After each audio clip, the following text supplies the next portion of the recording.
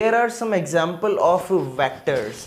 सो vector सबसे पहले जैसा कि हमने पढ़ लिया, प्लाज्मिड को हम एज ए वेक्टर यूज कर सकते हैं। कैसे कर सकते हैं ये हम पीछे की वीडियोस में पढ़ ही चुके हैं। प्लाज्मिड होता क्या है? It is extra chromosomal DNA present in bacteria and can independently और कैन इंडिपेंडेंटली, यहाँ पर मैंने लिखा भूल गया, डिवाइड, ठीक है, इंडिपेंडेंटली जो रेप्लिकेट कर सकता है। रेप्लिकेट अगर हम क्लियरली बोले तो इंडिकेट क्या क्या कर सकता है? इंडिपेंडेंटली रेप्लिकेशन कर सकता है। Then plasmid can be taken out of the bacteria and made to combine with desired DNA segments. अब क्या करेंगे? प्लाज्मिड को हम बैक्टीरिया से बाहर निकालेंगे और उसमें हमारा डिजायर्ड डीएनए सेगमेंट फिट कर देंगे।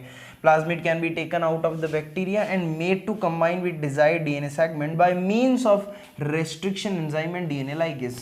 अब एक एंजाइम तो क्या करेगा? काटेगा और एक चिपकाएगा। So restriction endonuclease enzyme and R DNA ligase की मदद से हम ये काम कर सकते हैं। किसका?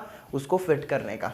Then a plasmid carrying DNA of another organism integrated with it is known as recombinant DNA। अब देखो सीधी सी बात है, जब प्लाज्मिड के अंदर हम जो डिजायर्ड डीएनए अपना जो फॉरेन डीएनए वो जब हम इंसर्ट कर देते हैं तो उसके बाद में जो डीएनए बनता है ना, कुछ ऐसा आप इसको समझ सकते हैं कि ये अपना प्लाज्मिड है, इसमें मैंने कुछ यहाँ पर डिजायर्ड डीएनए फिट कर दिया है, ठीक है, ठीक है।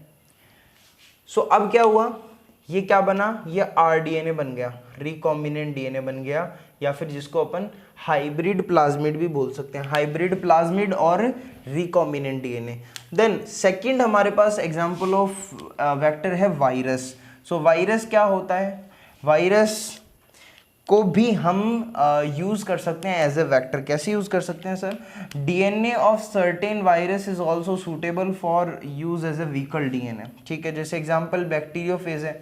अरे यार इस सिंपली जैसे इसमें हम प्लाज्मिड ले रहे थे बैक्टीरिया में, वैसे वायरस का जो डीएनए है वो कई बार सूटेबल होता है कि हम उसको vehicle as a vehicle DNA use कर लें। देन जैसे एग्जांपल बैक्टीरियोफेज है। Bacteriophage are the virus which infect bacteria. Now, used to transfer gene for beta galactosidase from E. coli to human cell। Example दिया गया है कि bacteriophage को use किया गया था जीन का ट्रांसफर करने के लिए, मतलब उसके डीएनए में इंसर्ट करा दिया वायरस के डीएनए में और फिर वहां से ई कोलाई से जो बीटा गैलेक्टोसाइडेज है उसको ह्यूमन सेल में इंट्रोड्यूस कराने के लिए यूज किया गया था बैक्टीरियोफेज को।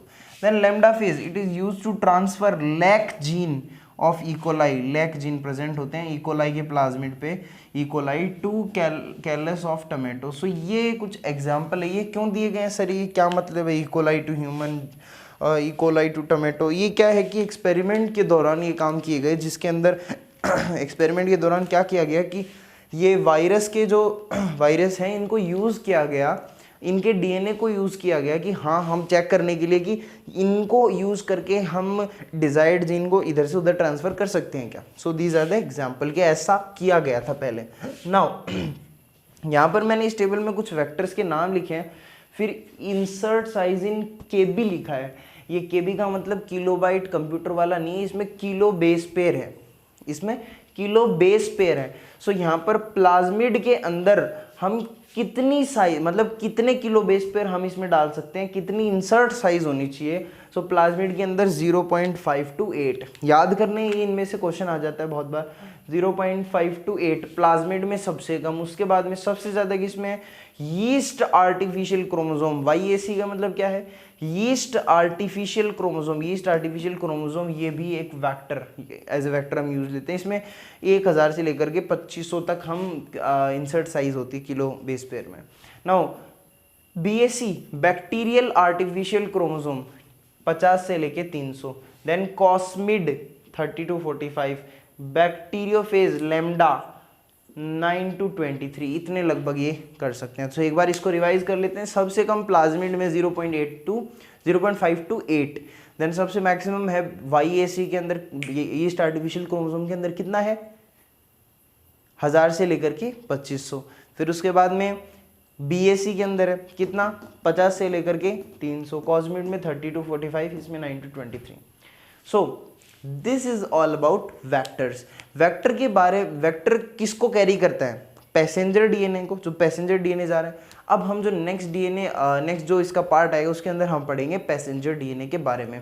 सो till then take care, bye bye.